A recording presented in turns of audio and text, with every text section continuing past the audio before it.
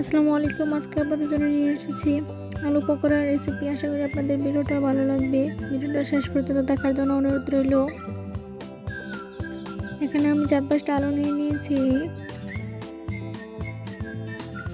তারপর অন্যদিকে কয়েক ফালি রসুন নিয়ে ছেঁচে নিব।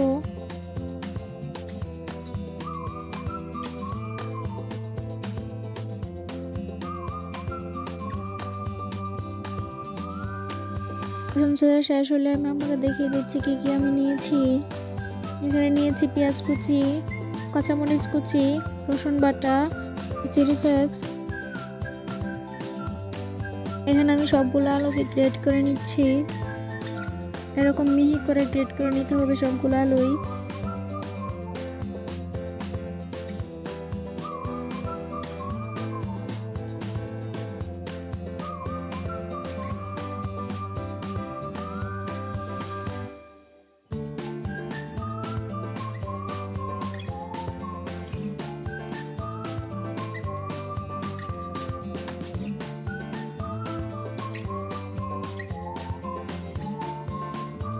আমার সবগুলো আলুকে গ্রেট করা শেষ।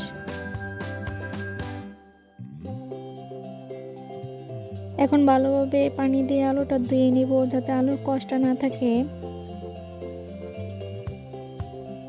যতক্ষণ পর্যন্ত সাদা পানি না বের হবে ততক্ষণ পর্যন্ত আলুকে এভাবে ধুয়ে নিব।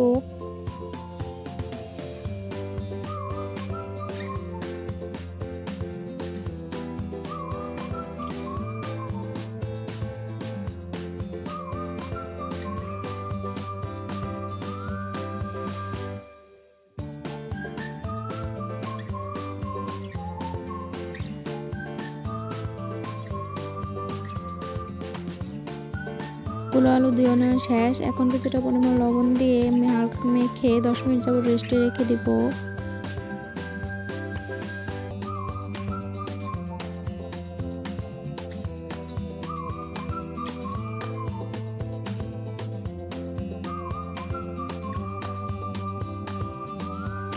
দশ মিনিট রেস্টে রাখার পর দেখেন পানি ছেড়ে দিয়েছে আলুটা।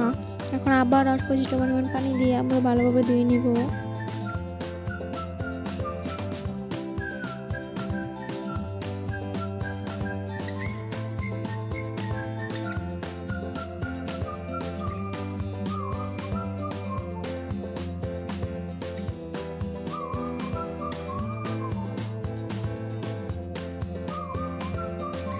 আমার আলুটা ধুয়ে নেওয়া শেষ। এখন আলতো হাতে আলুগুলো আবার ছাড়িয়ে নিব।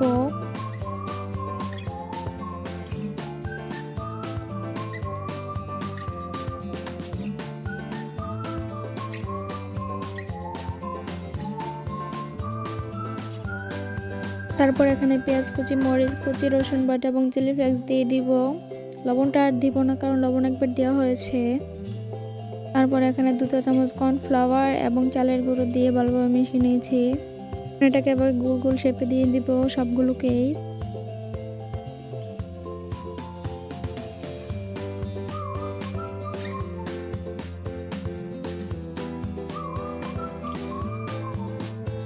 সবগুলো গোল গোল শেপ দেওয়া শেষ। এখন চলে যাবো সোজা রান্নাঘরে।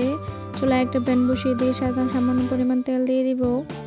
এগুলো ডুবো তেলে ভাজতে হবে, তাই তেলটা বেশি পরিমাণে দিয়ে দিব। তারপরে একে একে সবগুলো বড়া দিয়ে দিব।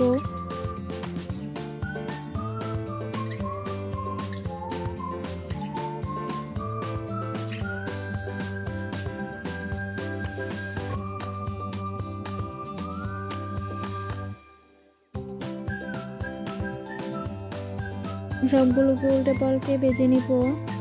ভালোভাবে উল্টে পাল্টে ভেজে নিতে হবে, নাহলে ভিতরে কাঁচা থেকে যাবে।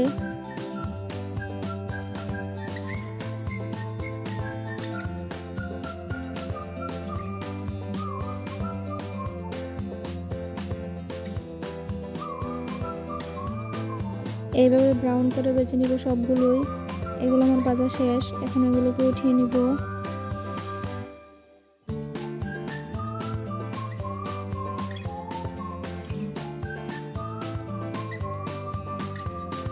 কিভাবে আমি সবগুলো বড়াকে ভেজে নিব।